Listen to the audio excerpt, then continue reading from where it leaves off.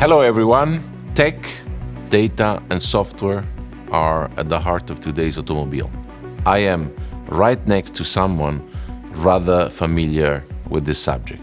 So Luc, why did you come to Renault? Didn't we scare you with our 125 years of legacy?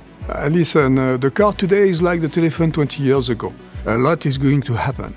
In my career, I had the chance to work on these technologies used today by more than 1 billion people. This is useful technology, and that's why I came to Renault. Today it is true that there are more and more technologies embedded in our vehicles, so advanced driving assistance systems, digitalization, big data, apps, cybersecurity, artificial intelligence, digital twin, cloud, you name it.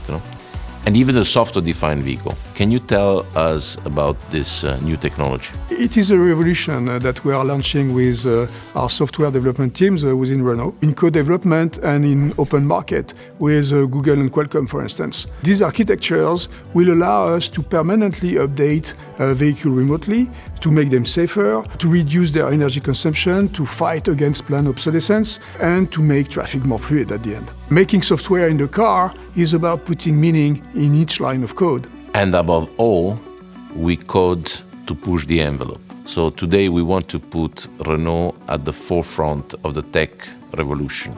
So we expect a lot from our developers, our data analysts, our Scrum Masters. And we are looking for the best. With them, we are launching a software and electric vehicle champion.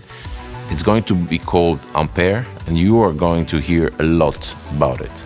So the technological revolution is taking place today at our sites in Nice, Sophia Antipolis, Toulouse, and of course Paris. So now we are waiting for you.